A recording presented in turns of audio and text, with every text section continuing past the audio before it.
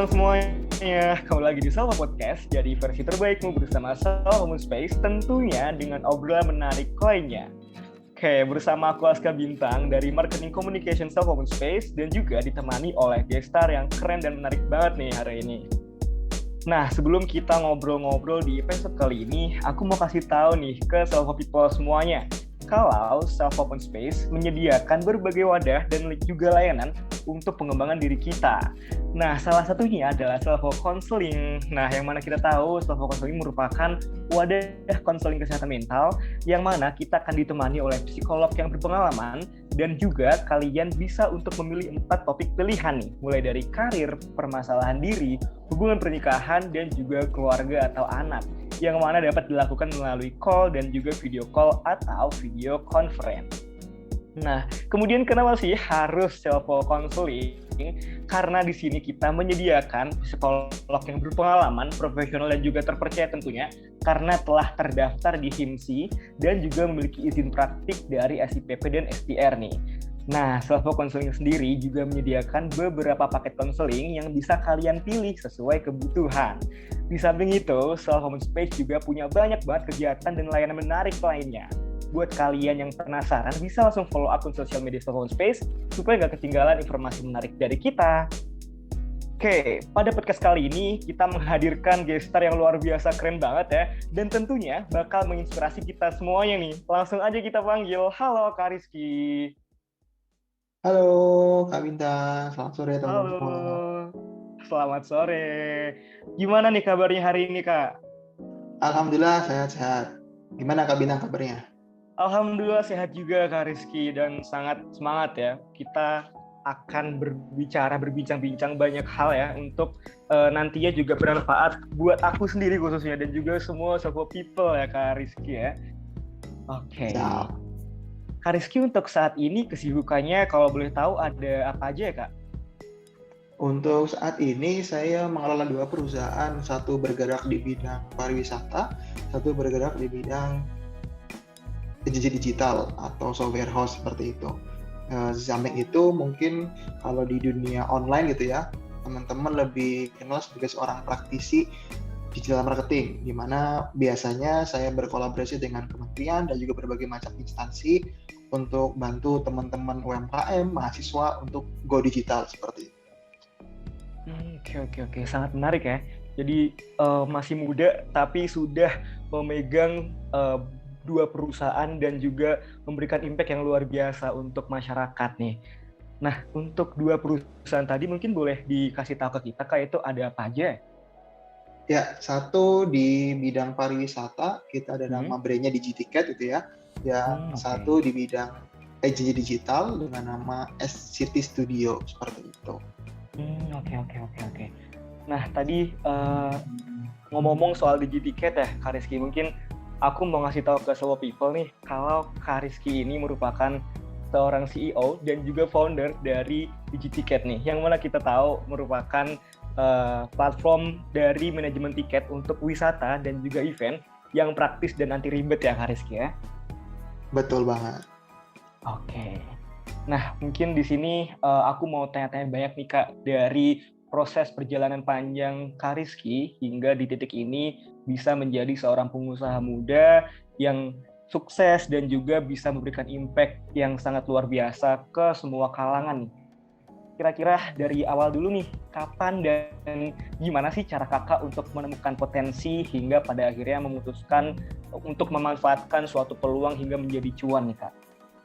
Ya, jadi dulu awalnya memang ketika saya ada kuliah semester akhir ya, mungkin semester 8 kalau nggak salah waktu itu, satu langkah besar yang saya ambil waktu itu adalah saya memutus supply dari orang tua. Jadi ini mungkin satu langkah yang paling saya sesali sampai saat ini, karena waktu itu tanpa pikir panjang saya langsung kontak orang tua bahwa mulai besok gitu ya, atau mulai bulan depan udah nggak usah supply saya lagi, saya akan coba bertahan hidup sendiri, namanya kayak gitu. Nah dari situ saya coba mulai mencari beberapa opsi gitu ya. Salah satunya waktu itu ada tawaran pekerjaan, karena saya dulu basicnya IT gitu ya. Waktu itu ada tawaran pekerjaan untuk di suatu perusahaan di kota Semarang untuk membuat website dan juga aplikasi waktu itu. Saya coba iseng-iseng daftar dan alhamdulillah terjun waktu itu pertama kali sebagai karyawan untuk develop website kayak waktu itu. Nah dari situ ternyata saya mendapatkan suatu peluang yang bagus di mana waktu itu yang saya pelajarin ternyata untuk teman-teman yang mungkin saat ini ada di semester akhir atau mungkin sedang mulai merintis karir gitu ya. Waktu itu saya sangat beruntung karena masuk ke perusahaan yang kecil di mana hampir setiap hari saya bisa langsung ketemu sama ownernya, sama direkturnya gitu ya. Jadi saya banyak waktu untuk ngobrol, saya bisa banyak tanya gitu ya. Akhirnya saya mengamati, oh ternyata kalau perusahaan A ini gimana sih cara dia dapat pelanggannya, gimana cara dia dapat profitnya atau mungkin dapat labanya, apa yang dia lakukan. Sampai saya belajar marketing, saya juga belajar keuangan gitu ya. Akhirnya dari situ saya coba mulai memberikan diri, ada peluang untuk coba bikin usaha sendiri waktu itu. Akhirnya setelah dapat beberapa experience gitu ya di industri IT waktu itu, saya coba memberikan diri di usaha waktu itu. Awalnya software house, gimana caranya kita bisa provide website, aplikasi gitu-gitu untuk beberapa klien. Nah, waktu 2017 saya ketemu dengan beberapa founder di Digiticket gitu ya. Kita ingin fokus untuk membranding Digiticket ini sebagai nggak hanya software house tapi juga fokus untuk memprovide berbagai macam solusi untuk teman-teman manajemen tempat wisata dan juga event. Akhirnya muncullah Digiticket sampai sekarang begitu. Oke. Jadi Kak Rizky hingga di titik ini pun melalui proses panjang dan tidak mudah ya Kak Rizky ya. Mulai banget. Dari pada saat mahasiswa memutuskan untuk tidak menerima supply dari orang tua ya. Itu keputusan yang pasti sebenarnya keputusan yang sangat berat ya Kak Rizky sebenarnya ya. Paling tapi fatal ada hikmahnya ya Kak Rizky. Jadi pada akhirnya menjadikan motivasi untuk bisa lebih berkembang, untuk bisa lebih semangat lagi, mendapatkan pengalaman yang lebih berimpact untuk Kak Rizky, untuk bisa mendapatkan pelajaran yang lebih banyak lagi, sampai pada akhirnya Kak Rizky memanfaatkan peluang demi peluang di segala proses perjalanannya. Keren banget Kak Rizky. Oke. Mungkin tadi setelah cerita panjangnya, pada akhirnya memutuskan untuk membuat sebuah Digiticket ini, platform digital. Nah, tapi untuk di era digital ini kan cenderung sifatnya sangat dinamis ya Kak Rizky. Sangat cepat untuk berubah-ubah dan untuk interest dari masyarakat sendiri juga cenderung naik turun seperti itu. Nah, dari sini kira-kira Kak Rizky bagaimana melihat peluang bisnis di era digital yang tadi yang sangat dinamis dan juga cepat berubah, dan pada akhirnya berani nih untuk memutuskan yaudah kita putusin aja buat ngebentuk sebuah platform digital yang berfokus kepada pariwisata seperti itu. Gimana Kak Rizky? Ya betul banget Kak Bintang. Jadi sekarang memang eranya sangat cepat gitu ya. Makanya kalau sekarang tren usaha itu bukan siapa yang paling besar, tapi siapa yang paling cepat untuk beradaptasi. Oleh sebab itu yang saya pelajarin selama 5 tahun terakhir memang justru banyak perusahaan-perusahaan yang bisa bertahan, terutama alhamdulillah di Digiticket sampai saat ini kita bisa bertahan melewati badai pandemi kemarin 2 tahun gitu ya. Itu salah satu tipsnya adalah kita fokus ke segmen market utama yang mau kita layani gitu ya. Makanya di kalangan industri pariwisata atau platform ticketing online wisata, kami nggak mengambil positioning untuk head to head dengan Traveloka ataupun tiket.com yang besar-besar. Justru kami malah mengambil ceruk yang mungkin belum banyak orang yang melirik, di mana kalau yang lain sibuk untuk jualan tiket ke retail, kami justru malah mengambil ceruk di bagian belakangnya, di bagian dapurnya, untuk ngurusin gimana caranya manajemennya ini mereka bisa lebih mudah dan juga lebih efisien untuk mengelola suatu spot wisata seperti itu. Nah dari situ baru muncul berbagai macam peluang yang kita bisa manfaatkan untuk kita bisa hadirkan berbagai macam layanan tambahan yang endingnya jadi platform yang sifatnya end to end. Nggak cuma ngurusin di dapur aja, nggak cuma ngurusin di manajemen aja, tapi kita juga sampai ke penjualan tiket online juga di bagian depan. Jadi kami bisa katakan JDCat ini sebagai platform yang lengkap, nggak cuma jualan tiket untuk retail, untuk umum, untuk wisatawan, tapi juga ngurusin sampai ke wisatawannya datang, bagaimana mereka untuk meredeem tiketnya, bagaimana mereka mengkonsumsi wisata di lokasinya gitu ya, sampai nanti manajemen pun mendapat berbagai macam laporan dan juga data yang itu sangat bermanfaat buat mereka menentukan strategi ke depannya untuk suatu spot itu seperti apa. Begitu. Jadi optimis aja teman-teman kalau teman-teman bisa fokus ke satu segmen utama yang teman-teman bisa provide solusi, entah itu produk ataupun jasa, teman-teman bisa mulai dari situ dulu aja. Nanti dari situ baru teman-teman mulai berkembang ke segmen-segmen yang lain seperti itu. Oke. Jadi di sini bisa disimpulkan kalau dari DigiTicket sendiri itu memanfaatkan setiap celah dan peluang untuk bisa bersaing di masa tersebut sekalipun ya Kak. Ditambah lagi apalagi kan untuk platform-platform yang mungkin yang menyediakan hal yang serupa untuk tiket pariwisata itu tidak hanya DigiTicket, tapi dari Kariski sendiri dan juga rekan-rekan lainnya itu dapat melihat potensi-potensi lainnya sehingga dapat memberikan sebuah fasilitas yang mungkin tidak didapatkan dari platform lainnya untuk para konsumen dan juga memprovide segala kebutuhan bukan hanya untuk masalah pembelian tiket saja Kak Rizky ya, tapi juga segala halnya hingga wisatawan ini sampai di tempat pariwisata seperti itu ya Kak Rizky? Betul banget. Oke, menarik banget nih teman-teman. Jadi memang harus bisa mencari celah dan menganalisa lebih detail ya. Oke, berarti dari sini tentunya ada dong Kak Rizky ya, rintangan, kendala dari segala inovasi dan ide-ide yang pada akhirnya sekarang terimplementasi di DigiTicket ini. Kira-kira apa aja tuh Kak Rizky, segala rintangan dan kendalanya? Ya, kendala paling besar kita barusan lalui kemarin ketika pandemi gitu ya. Mungkin teman-teman juga sempat mengalami kalau teman-teman lagi kuliah, paling efeknya ya kuliahnya harus di rumah. Nah, bagi kami yang bermain di industri pariwisata, efeknya nggak cuma itu aja, tapi kami benar-benar nggak bisa bergerak karena wisatawannya ada, orang yang mau berlibur ada. Mereka punya uang, mereka punya uang. Tapi secara regulasi mereka nggak boleh, bahkan tempat wisatanya aja nggak boleh buka. Gimana caranya kita bisa beroperasi waktu itu? Makanya di masa paling sulit itu akhirnya kita coba berinovasi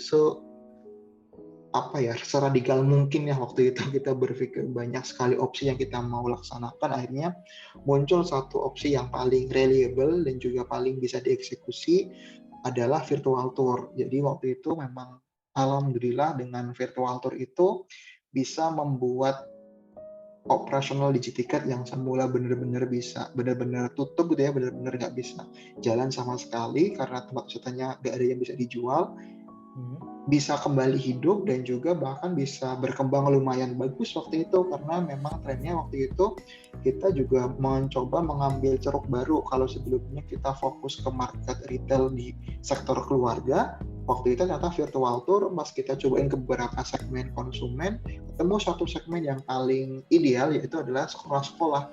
Jadi waktu itu kita hampir punya list puluhan ribu sekolah-sekolah yang kita canvassing gitu ya untuk kita tawarkan, mau nggak nih ada virtual tour bareng sekolah. Waktu itu trennya namanya field trip virtual. Nah, jadi dengan agenda field trip yang sudah diagendakan tiap tahun oleh masing-masing sekolah, terutama sekolah swasta gitu ya, yang semula itu offline harus keluar rumah, keluar sekolah, kita geser eventnya jadi field trip virtual seperti itu. Oke. Menarik banget nih. Jadi ketika emang di masa pandemi yang mana orang-orang itu walaupun ada uangnya, tapi karena dibatasi tidak bisa untuk keluar untuk ke tempat wisata karena memang dari tempat wisatanya itu sendiri ditutup ya.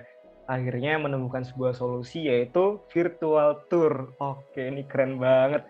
Dan untuk di virtual tour sendiri itu Kak Rizky di masa-masa pandemi ya, untuk konsumennya tersendiri pada saat itu apakah mereka merasakan vibes yang berbeda, merasakan kepuasan dengan virtual tour yang dicanangkan oleh Digiticket, karena mungkin mereka juga ingin untuk berlibur ya, tapi pada akhirnya karena tidak bisa, akhirnya ada inovasi berupa virtual tour seperti itu. Gimana Kak Rizky? Ya, jadi waktu itu pertama kali kita launching virtual tour, justru kita tebak segmen awal yang akan masuk itu adalah segmen karyawan dan juga orang anak-anak muda yang bosen di rumah terus.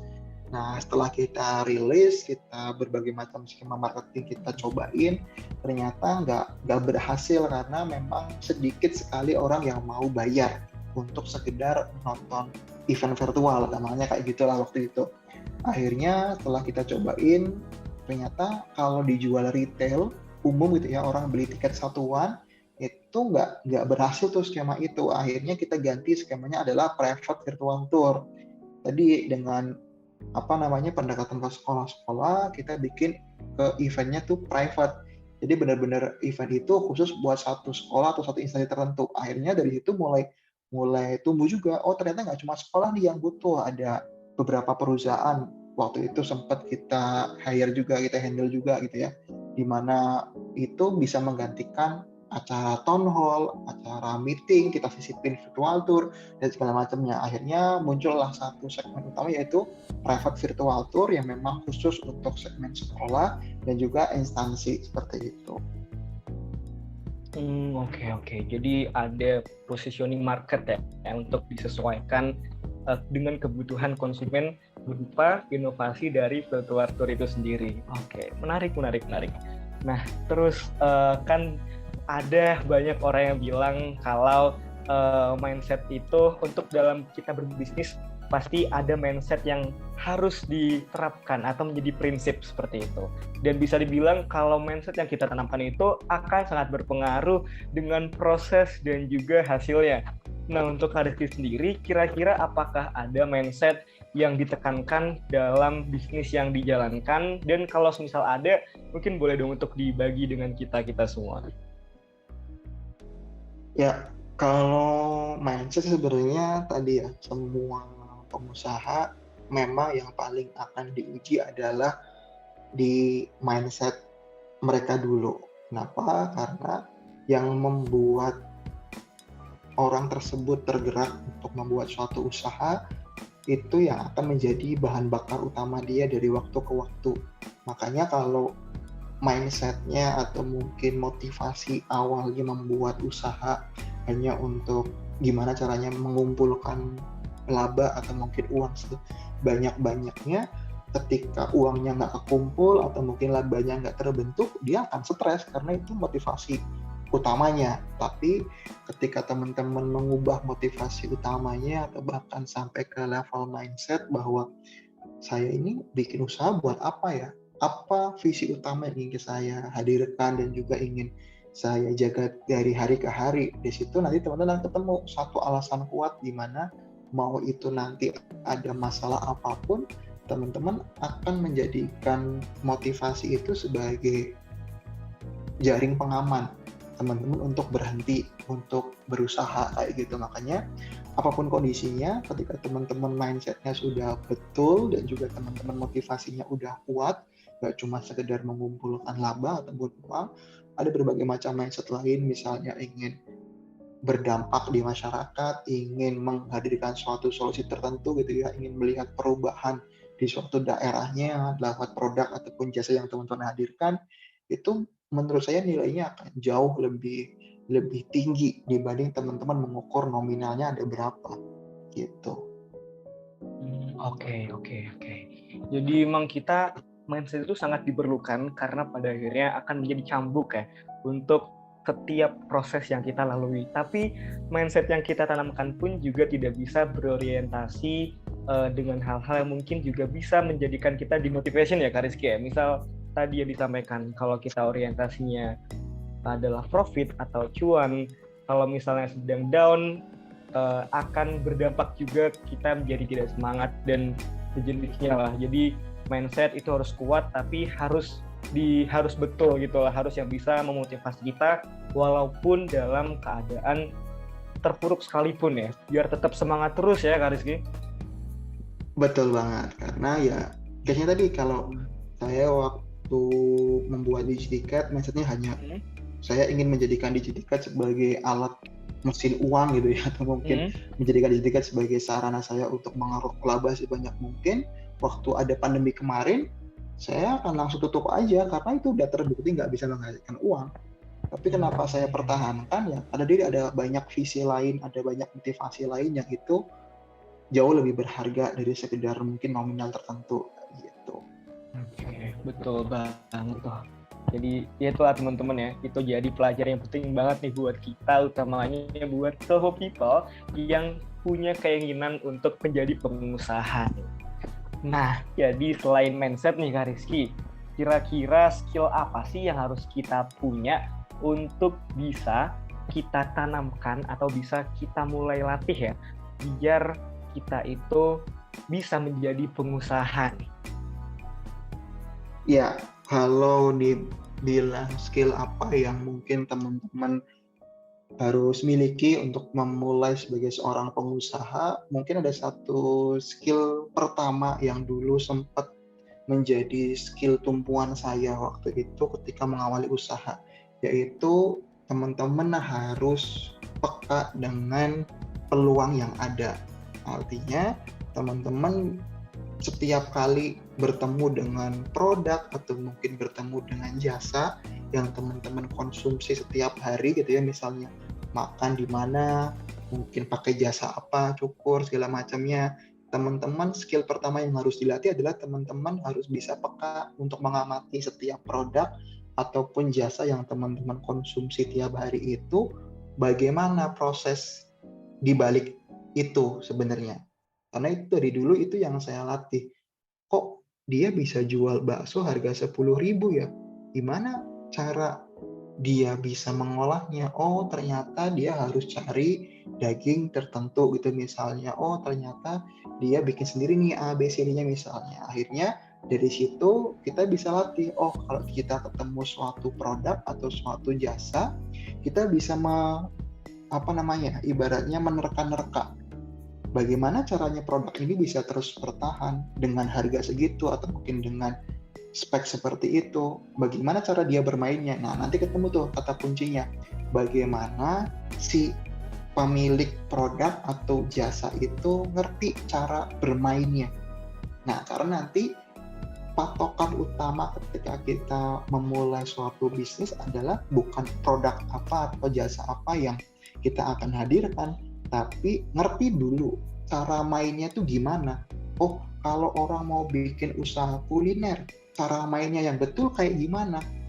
Kita harus belajar dari pengusaha-pengusaha atau mungkin spot-spot kuliner yang ada. Teman-teman bisa amati, oh kenapa dia porsinya segitu, kenapa dia menunya itu segala macamnya. Nah, semakin teman-teman asah, teman-teman akan semakin jeli. Ketika teman-teman nanti ingin membuka suatu usaha, teman-teman akan tahu, oh kalau saya mau buka usaha kuliner, ini loh yang harus saya persiapkan, ini loh cara mainnya. Nah, ibarat kata ketika kita membuka usaha itu kayak main bola. Mungkin orang yang nggak tahu aturan main bola bisa aja nendang, bisa aja menggiring bola ke sana kemari, tapi dia nggak tahu ada offside, nggak tahu ada misalnya pelanggaran, nggak tahu ada penalti, nggak tahu gimana caranya menyusun strategi, akhirnya mainnya ngasal aja. Yang penting tahu bolanya harus masuk ke gawang gitu misalnya. Itu juga sama.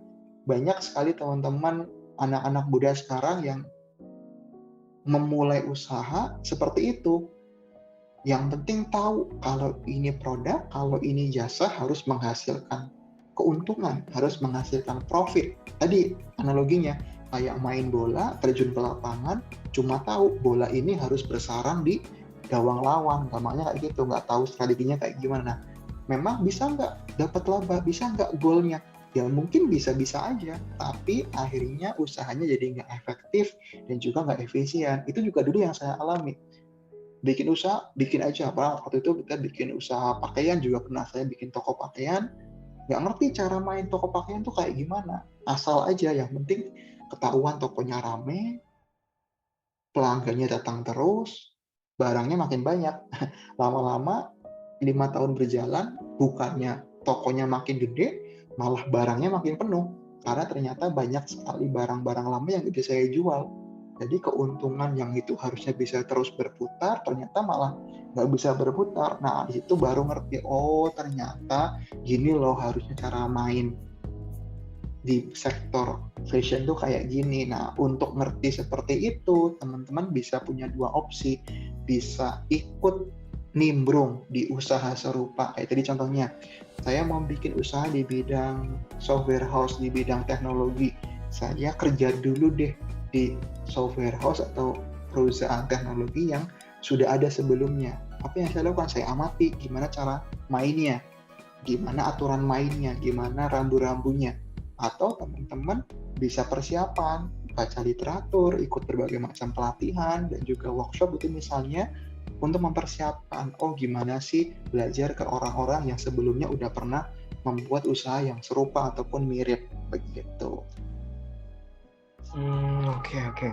Jadi ini sebenarnya banyak yang pernah aku temui ya Kak Rizky ya. Dan bisa dibilang ini menjadi penyakit anak muda zaman sekarang ya. Yang mana kalau misal mereka mau ngelakuin sesuatu atau punya angan-angan, itu cenderung tidak melihat dari sisi jangka panjangnya seperti apa. Tapi ya udah jalanin dulu aja. Untuk hal-hal yang nanti gimana ya itu urusan nanti kayak gitu. Dan emang yang aku lihat sendiri, kalau misal aku mendengarkan teman-temanku sendiri ya bercerita mau buat usaha tapi cenderung untuk ya udah jalani dulu aja, tapi nggak mempersiapkan hal-hal yang harus disiapin, harus direncanakan untuk hal-hal detail di masa depan atau untuk jangka panjangnya.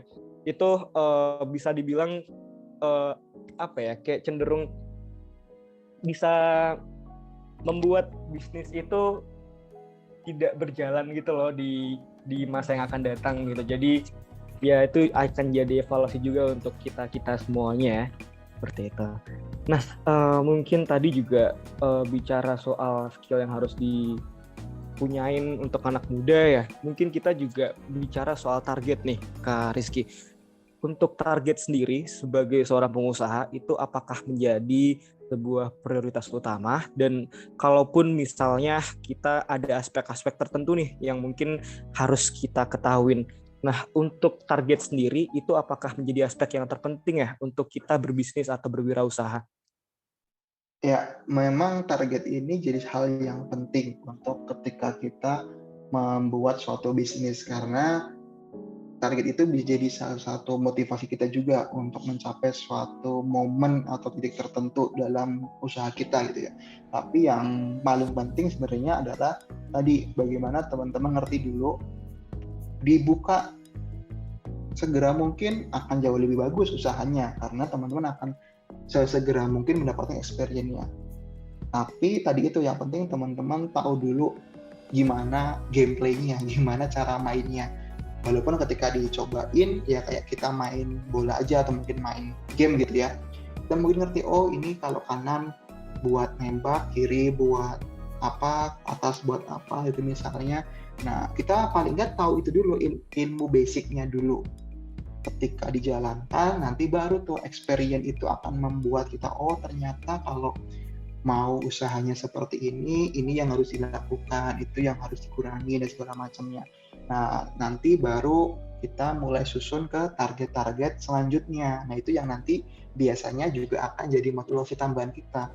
Gimana target tahun depan? Oh, saya ingin tumbuh sekian persen itu misalnya. Tapi target itu berlandaskan dengan tadi experience yang udah kita jalankan, dan juga itu bisa menjadi poin untuk kita bisa termotivasi ke depannya, biar nggak kok udah 5 tahun jalan gini-gini aja ya usahanya, kok nggak berkembang, nggak bertambah banyak pengunjungnya atau mungkin banyak konsumennya, nggak tambah karyawan segala macamnya. Itu yang nanti perlu kita susun, kita pupuk ke dalam target-target tertentu kayak gitu. Setelah itu penting level selanjutnya setelah target adalah evaluasi sebenarnya. Jadi target yang bagus adalah target yang dihasilkan dari hasil evaluasi sebelumnya. itu akan berputar seperti itu terus. Jadi nanti nggak ada sifatnya target itu yang monoton. Tahun ini targetnya sama dengan tahun kemarin, itu juga nanti teman-teman akan jadi poin utama juga. Gimana caranya teman-teman bisa terus mengevaluasi kondisi usahanya dan juga bisa menetapkan target-target baru yang itu nanti bisa membantu usahanya untuk makin berkembang begitu. Oke, berarti bisa kita simpulkan kalau target itu adalah hal yang penting, tapi bukan berorientasi dengan nominal atau angka ya, tapi lebih kepada hal-hal yang membuat kita termotivasi untuk kita capai tujuan-tujuan atau cita-cita di setiap hal yang ingin dicapai dalam bisnis kita, seperti itu. Jadi misalnya gitu, aku punya bisnis yang pakaian, misalnya tentang usaha pakaian. Aku punya target nih di tahun depan punya partner dari beberapa company atau beberapa perusahaan yang mungkin akan memiliki impact yang signifikan untuk perusahaan aku, seperti itu misalnya gitu. Mungkin juga aku mau tanya juga nih Kak Rizky, untuk target atau goals Kak Rizky sendiri dalam berbisnis yang dilakukan saat ini, itu kalau kita boleh tahu ada apa aja ya Kak Rizky?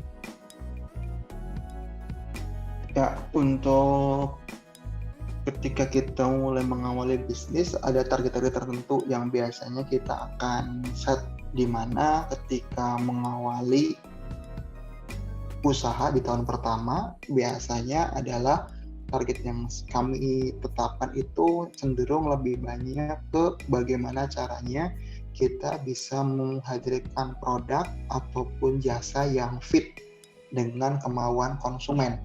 Makanya kebanyakan targetnya ke arah bagaimana kita bisa menghadirkan suatu solusi yang itu fit. Makanya nanti kalau di dunia bisnis namanya product market fit. Benar nggak nih konsumen yang kita mau solusikan itu pengennya itu? Udah pas belum gitu misalnya, itu nanti berikutnya di situ, karena tadi segmen utama itu yang biasanya akan membuat usaha kita bisa bertumbuh di awal-awal. Nah, kadang yang menjadi tantangan adalah ketika di awal-awal memulai usaha, kita banyak sekali segmen yang mau kita sasar. Akhirnya kita nggak fokus. Contoh, saya mau bikin usaha makanan, dikonsum sama berbagai macam segmen. Yang anak muda bilang makanannya terlalu hambar, butuh rasa yang lebih kuat. Udah dibikin rasa yang lebih kuat, udah dibikin rasa yang lebih istilahnya nendang gitu ya, ternyata muncul segmen baru yang konsum ibu-ibu keluarga gitu misalnya, komplain lagi rasanya terlalu kuat, terlalu strong, nggak cocok untuk lidah-lidah kami gitu misalnya. Nah, akhirnya dibikin lagi, akhirnya bolak-balik dari situ. Akhirnya kita nggak bisa fokus mana produk yang benar-benar kita mau solve gitu ya. Dari situ baru teman-teman akan mulai muncul target-target selanjutnya, mulai dari target gimana caranya bertumbuh ke pasar yang lebih luas, gimana caranya bisa produksinya makin banyak, dan juga terutama biasanya di tahun kedua akan mulai muncul gimana caranya target partnership-nya jadi lebih kuat.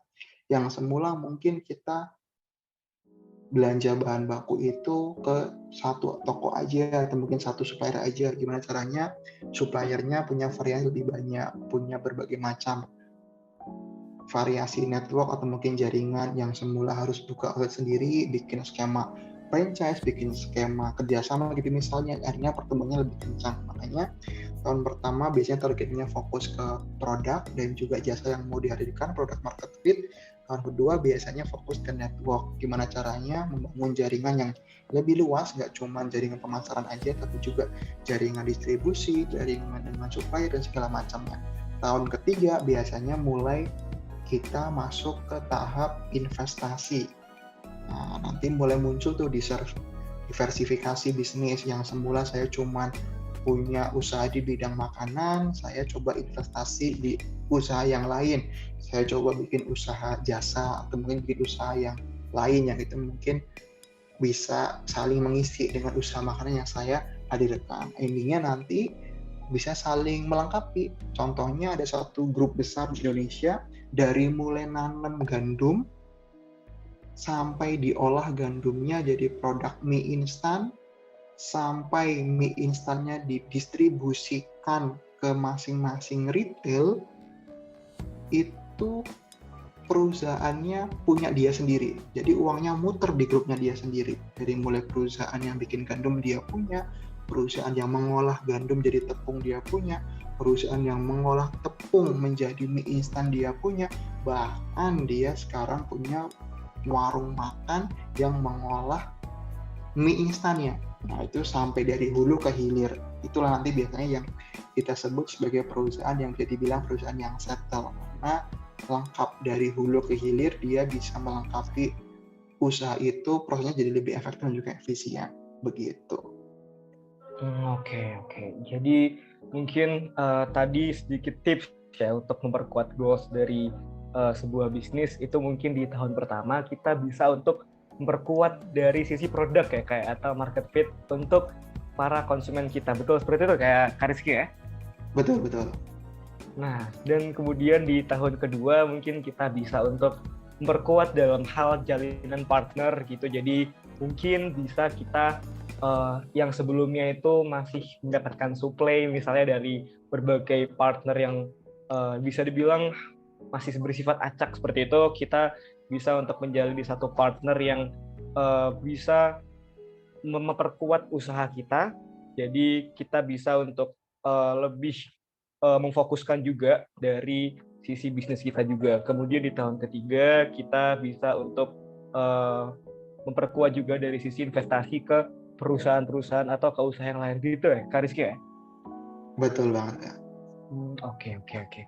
Nah, mungkin ini pembahasan yang sangat menarik banget ya teman-teman semua ya. Kita dari sini banyak sekali mendapatkan pelajaran dari insight-insight yang sangat luar biasa dari Kak Rizky, yang mana bisa banget buat kita terapin dalam kehidupan sehari-hari, utamanya buat kalian-kalian yang bercita-cita atau sedang menjalani proses berbisnis di usia muda nih.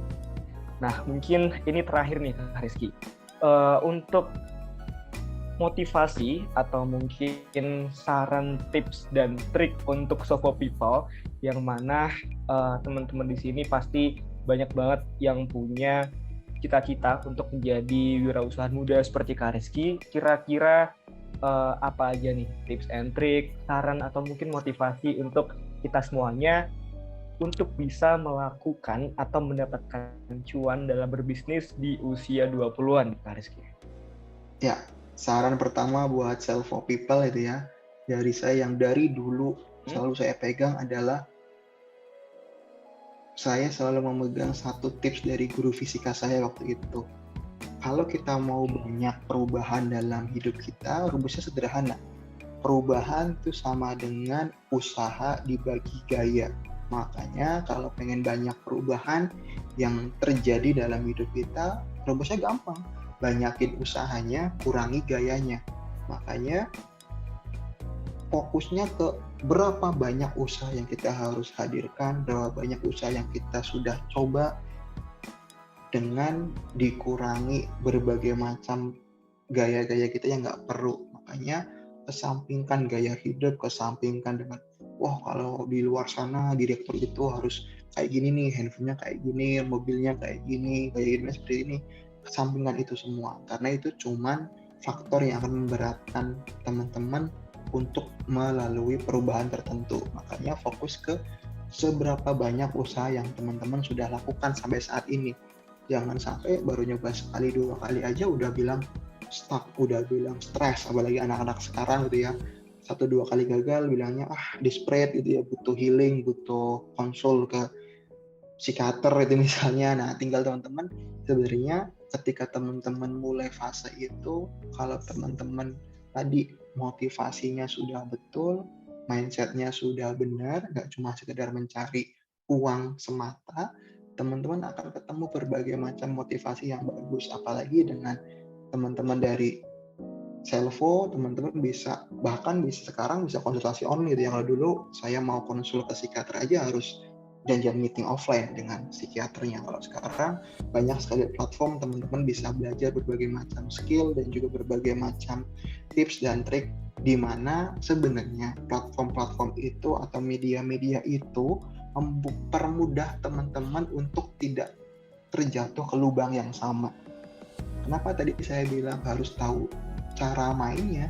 Karena dulu saya berkali-kali bikin usaha nggak tahu cara mainnya, asal sikat aja, asal buka aja, akhirnya tutup, akhirnya gulung tikar. Itu yang saya nggak pengen terjadi ke teman-teman. Makanya usahakan teman-teman ketika belajar hal-hal baru, skill-skill baru, teman-teman serap, teman-teman antisipasi apa kira-kira lubang-lubang yang teman-teman harus hindari, sehingga teman-teman nggak perlu terjun ke lubang yang sama yang udah pernah orang lain masuki kayak gitu. Semoga bisa membantu teman-teman self people semua. Oke, baik. Terima kasih banyak Kak Rizky ya. Sangat mencerahkan kita semuanya. Dan yang sangat menarik itu adalah, betul, yang disampaikan oleh Kak Rizky dari guru fisikanya. Bahwasanya kalau kita mau merubah hidup kita harus memperbanyak usaha dan mengurangi gaya kita. Karena memang betul sekali ketika kita mau memperbesar gaya, kita juga ya seperti itulah ketika kita ada usaha sedikit, tapi kita mungkin ada hal-hal yang menjadi gengsi, kita malu, pada akhirnya hidup kita akan stuck di situ-situ saja kayak gitu.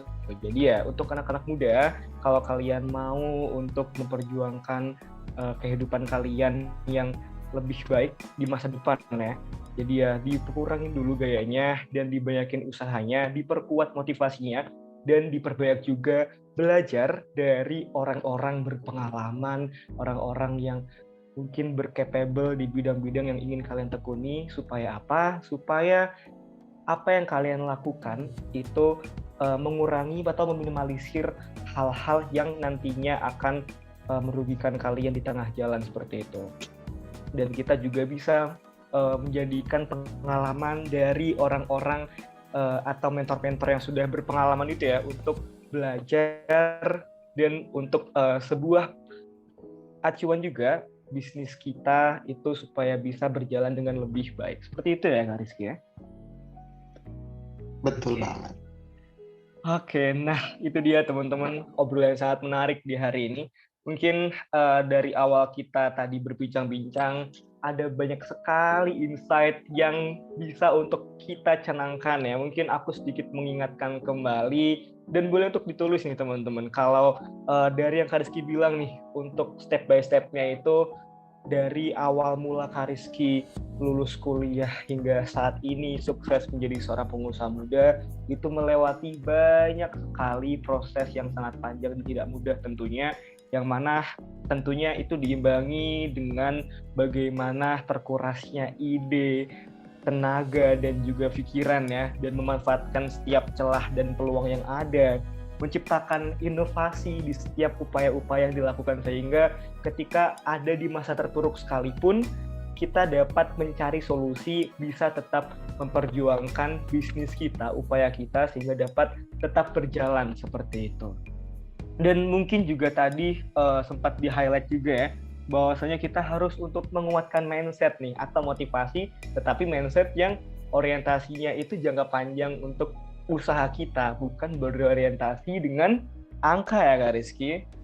Nah, betul banget tuh. Nah, mungkin itu teman-teman ya, tadi tips and trick yang disampaikan oleh Kak Rizky Mulyantara, seorang CEO sekaligus founder dari DigiTicket, yang mana memberikan kita inspirasi dan insight yang sangat luar biasa di hari ini.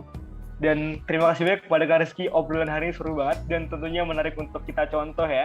Dan terima kasih juga sudah mau sharing dan ngobrol bareng di Selfo Podcast di episode kali ini. Semoga segala cerita, pengalaman, dan tips and trick yang tadi disampaikan akan bermanfaat dan pastinya akan kita terapin di kehidupan kita nih.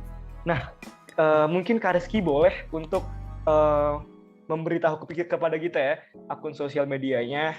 Mungkin nanti teman-teman Soul People ada yang masih kepo, ada yang mau belajar langsung dengan Kak Rizky untuk memulai karir bisnisnya. Boleh Kak Rizky, akun sosial medianya ada apa aja yang bisa sekiranya kita hubungin ya? Mungkin Instagram kah atau LinkedIn seperti itu? Ya, kalau teman-teman cari paling gampang ketik aja praktisi digital marketing. Biasanya nama Rizky Mulyantara paling atas tuh di pencarian. Nanti ketemu Instagram saya, LinkedIn juga sama, karena kalau saya nyebut Rizky, teman-teman biasanya ngetiknya tuh macam-macam, ada pakai Z, ada pakai K, ada pakai Y. Mending ketik aja langsung praktisi digital marketing. Nanti ketemu, biasanya ada nama saya paling atas. Terima kasih. Oke, itu teman-teman ya. Jadi kita juga bisa belajar soal digital marketing ya Kak Rizky ya. Betul. Oke, menarik banget nih teman-teman. Nah, karena itu dia teman-teman, kalau mau untuk belajar lebih dalam lagi nih yang masih kepo, bisa untuk dicari aja di LinkedIn, di Instagram ya, praktisi digital marketing ini, Kak Rizky Mulyantara gitu. Nah, kalau ada teman-teman yang pengen kerjasama bersama podcast juga, bisa untuk untuk disampaikan juga melalui Instagram kita, atau mungkin ada hal-hal yang ingin disampaikan, saran, kritik, dan lain sebagainya, boleh banget untuk hit us up-on di Instagram kita ya.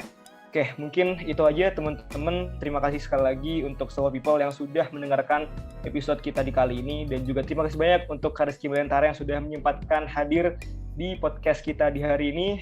Dan see you next time teman-teman semuanya. Dadah teman-teman, see you next time. Oke, terima kasih Kak Rizky. Sama-sama, terima kasih teman-teman semua.